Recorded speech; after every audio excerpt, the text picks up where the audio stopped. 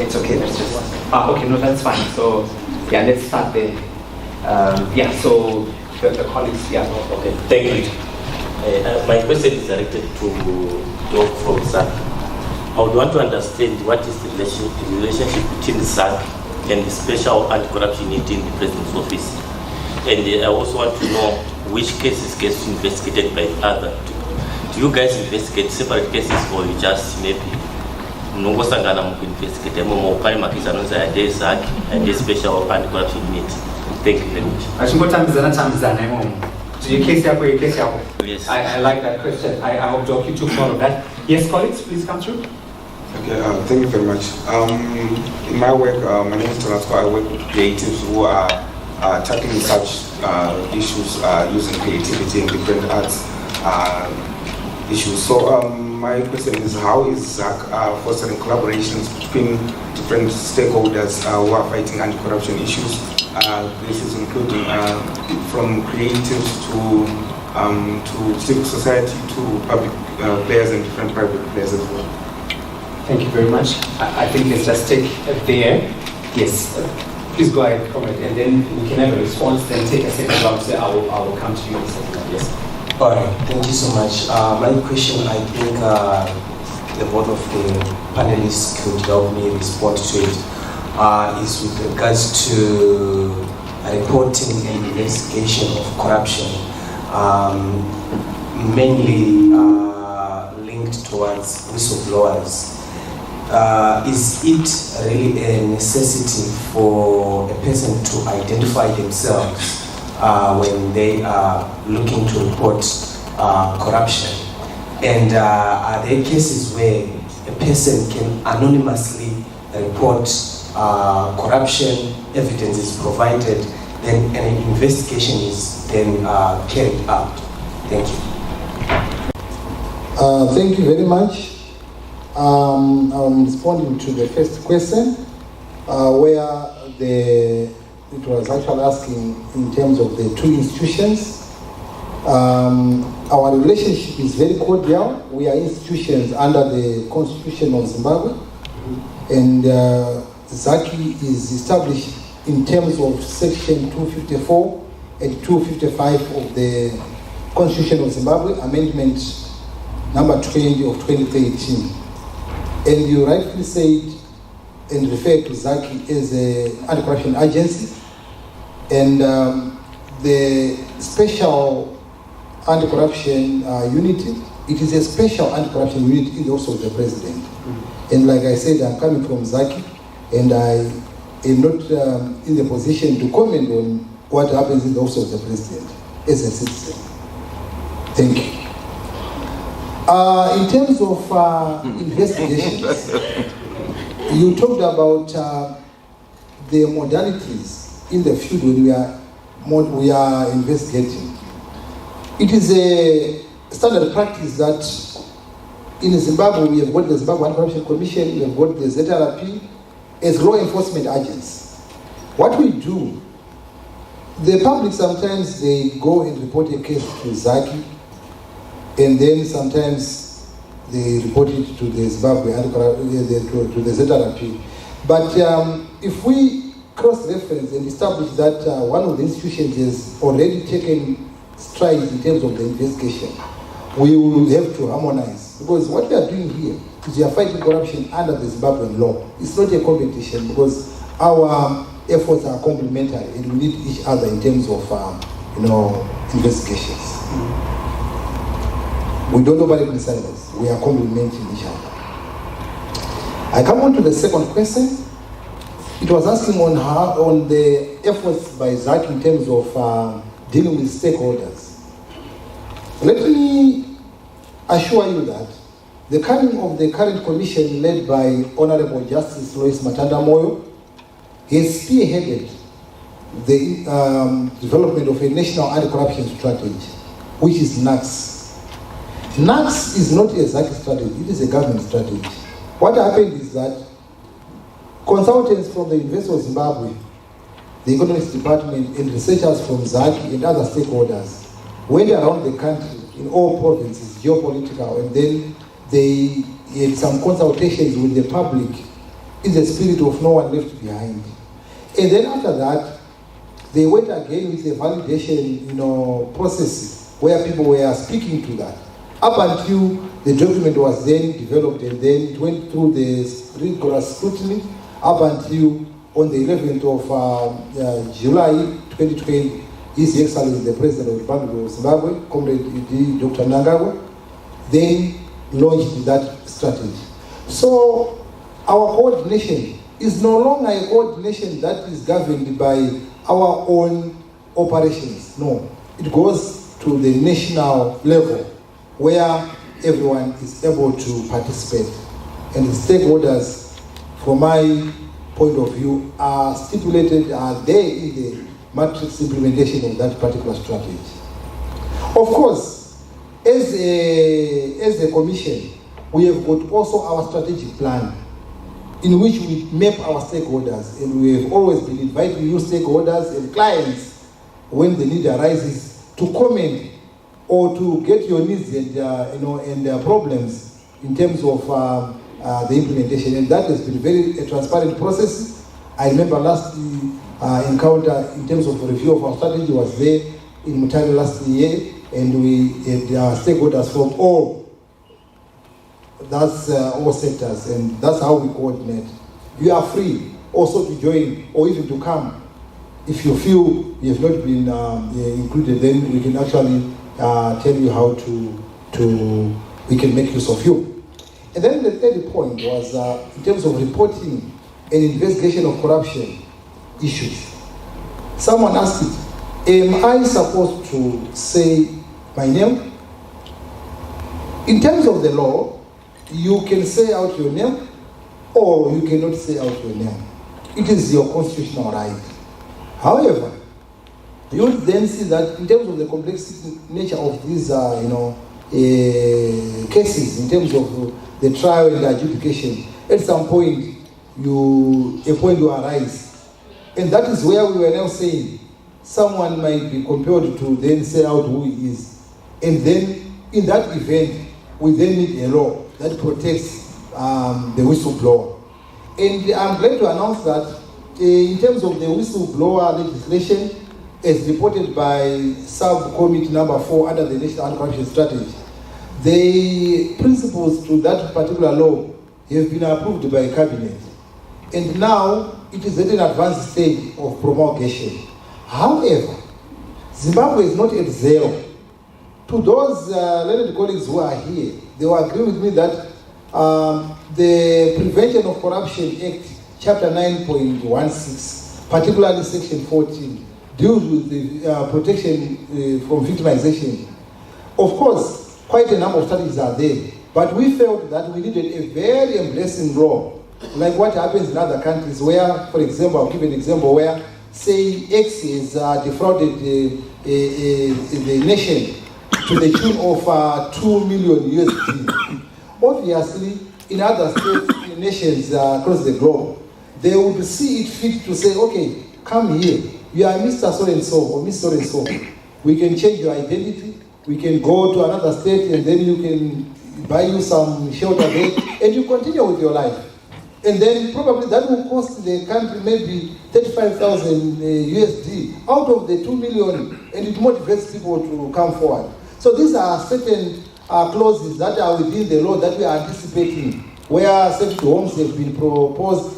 But feel free in this interaction to suggest any other interventions that you think was a law building and law development is a process. I thank you. Thank you very much. Janet, would you want to take? And I think most of them were directed to that, but I wanted to raise, I think it's around the special unit in the President's office, and I want to reiterate, I think when we are trying to really engage and find where the problems are, and I want to reiterate the question around the multiplicity and the evasion of mandate. I think it's one elephant in the room that we need to deal with, to say what is each institution representing. Because for me, I think when I look at that special unit and the mandate that it has been given and what ZAC is doing, it's the same. I don't quite see the difference. So my thinking is, what resource are we using to sustain the special unit? and its mandate as well, because the mandate is already captured in the constitutionally established commission, which is the Zimbabwe Anti-Corruption Commission. So I think it's a conversation, it's a truthful conversation that we need to have, and that I think we still need to put on the table for us. If it means us understanding it, then we'll understand it at some point when it has been explained. But it is a concern and something that keeps on nagging to say, what exactly is it serving? Is it not dilating the mandate or diluting the mandate of the constitutionally established commission and the resource that is being used for it, and just creating multiple agencies and units in order to deal with this issue? I totally agree that we need strong political decisions at the highest level that show commitment to dealing with corruption, publicly stated at the highest level, but probably it may not necessarily take having a unit for it, but really working with the established one to strengthen it and ensure that it interacts with the President's office or with the OPC to ensure that we combat corruption. I also just wanted to highlight, I think it's one point that I left out around the use of the digital age, the creatives. I think there's a point that just came to me as I was thinking that as we try and combat it, I think resistance to making use of digital platforms, computerizing, I think our public sector, our private sector, and limiting, human interface interactions, and just have people interact with the digital platforms and harnessing our technology as we move forward. I think it's one issue that we need to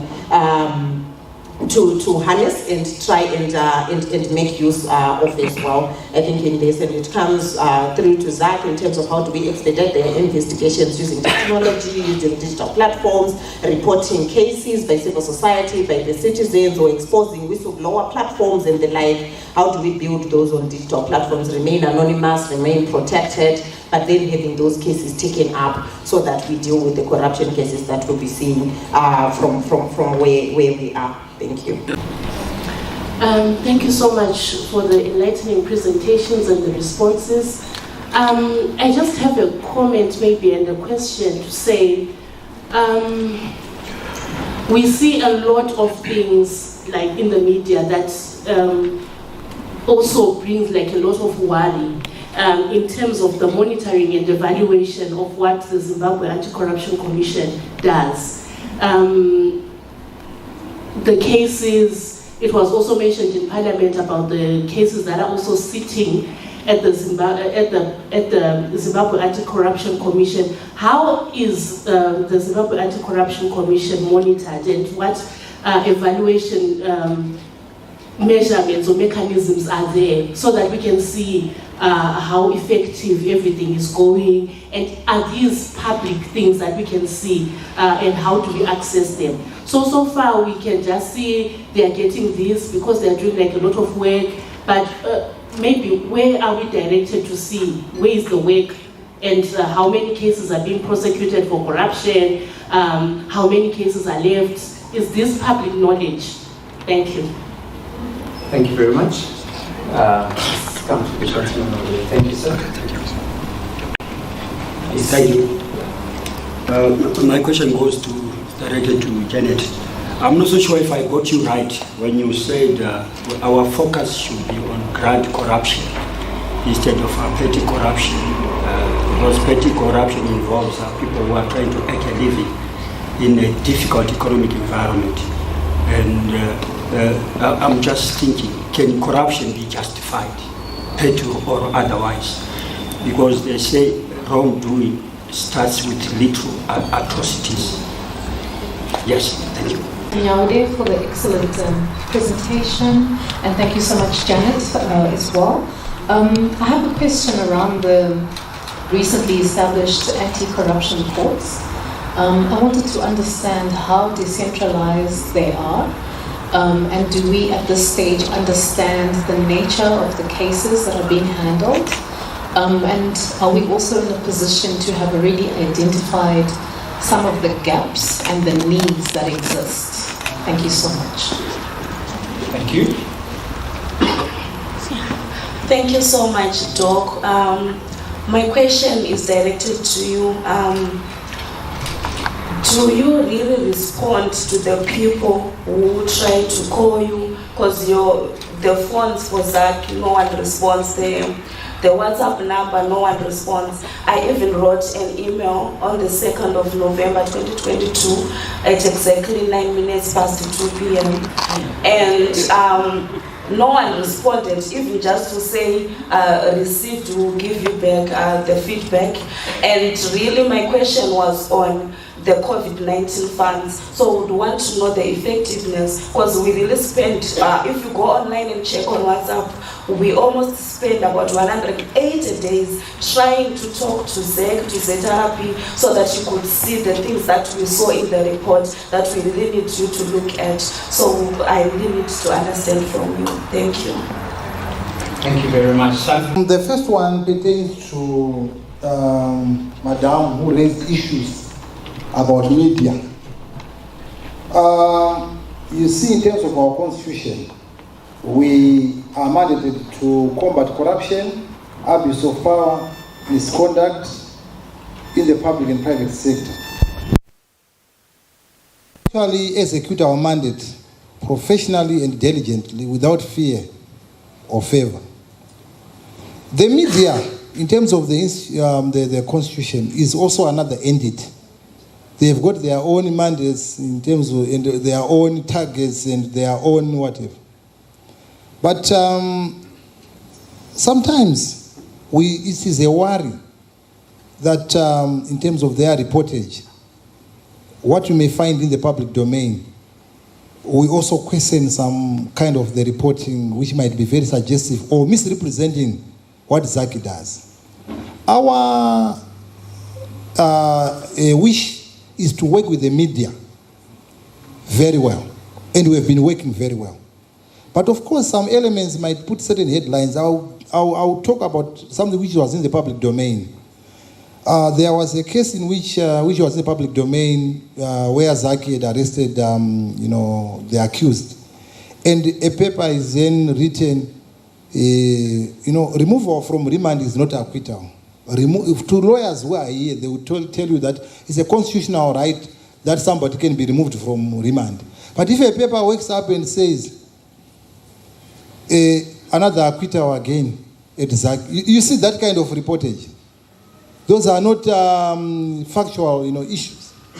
This is the problem that we are facing, and we have also been trying to come and also train each other, capacitate each other in terms of responsible reporting, as well as in terms of investigative journalism, because there is a thin line or just a huge line between investigative journalism and rumor mongering. And we are saying, this is our country. We need to appreciate each efforts or the efforts that the anti-corruption agencies are making in terms of the cases. I hear you saying, cases at ZAC. Cases don't sit at ZAC. You need to understand. When we compile a docket in terms of the law, and we investigate a docket, the law, in terms of section 255, we refer the matters for prosecution. We don't have prosecutorial powers according to the current law. So there is no way cases can sit at ZAC. The dockets or the fully investigated dockets, the cases are then referred for prosecution. And it is a relay. You want to understand that relay, when we pass it on, the NPA looks at it, then from there, the Judicial Service Commission, then it goes to the courts. After the courts, then if you are found guilty, whatever, you are taken to Chikurubi. It is now ZPSS now on that particular final product. So you need to appreciate how we work. You said, are there evaluation mechanisms? Yes, in terms of our strategic plan, we have got monitoring and evaluation mechanisms. Number one, we have an annual report that we produce annually, and it's tabled, before the parliament, and we are accountable, and it's in the public domain. Some of these annual reports are also downloaded or they are uploaded on our website. And in terms of quarterly reporting, we have a newsletter, The Whistleblower. It's also available as a quarterly in terms of our website, and it is also critical, and I urge you to actually develop a positive likeness so that we can see such issues. But what we don't do, and we are not supposed to do by law, is really to say, probably have an interest in a case that has happened, one has been picked in Glenview, and whilst it's still under investigations, you want us to tell you the processes and where it is. It will jeopardize investigations, obviously. But those that would have actually gone through the mill, we are able to put that for public consumption. Then there was another lady who also asked on issues to do with anti-corruption courts. And this has so far been established at the High Court level. And we are saying our wish, resources permitting, is that we would need those courts to be decentralized. And it is also a strategic national wish as we talk about effective implementation of the national anti-corruption strategy. We would have needed them to be decentralized in as far as those courts in various provinces, so that at least we are able to ensure that they are dealt with and we also minimize chances of backlogs. Gaps and needs, thank you very much for the observation. We will continue to use our research and knowledge management units to be able to explore what could be done in order to strengthen such structures, as it were. Then number 3. Thank you very much. You see, learned colleagues who are here. She said she sent a message to Zaki at 2 p.m. at whatever, she's very correct, according to what she's saying. However, let me say that the commission, the Zimbabwe Anti-Corruption Commission, in terms of its communication strategy at commission level, it is our wish to ensure that all the issues that are raised at the various platforms that are public platforms must be responded to. Madam, I'm sorry if ever you came through that situation. It's very particular. I'll be able to take that up as a member of the senior management to hold accountable the communications department through our employers who are the commission. We don't expect that, because commission sets the tone and we are accountable to them. And at my level as a manager, we have got people whom we have assigned to say, you need to respond to this Twitter handle, you do this. And if that happens, then we may want to find out to see who was on duty on that particular day and time. And feel free also to take my numbers. Feel free even to come personally at our Herbert Table offices so that I can take you to the general manager responsible, so that we build confidence within the people. It's very unfortunate for that. We need to take it up. It's really an act of misconduct if somebody did not do their job, because it will go back to the reputation of the organization, which it's not supposed to be. Thank you very much for that. That's my submission. Thank you. Thank you. We're running out of time. My comment is not to condone petty corruption. What I was explaining is that what petty corruption is actually an offshoot of the endemic and the grand corruption that we see and we experience. And when we are looking at then how to deal with this endemic or systemic corruption that we have seen, this is where we were then trying to say, what is it that the public sector, the private sector, and the civil society organizations can do? We still need to deal with the issues around petty corruption. And like I said, it takes two to tango. When you get to a traffic policeman at the roadblock or woman at the roadblock, and you have to pass because you don't have a radio license, you exchange, right? And that still has to be dealt with. And I would want to believe that it is easier to deal with petty corruption than with the systemic and the endemic corruption that we see or we experience in Zimbabwe.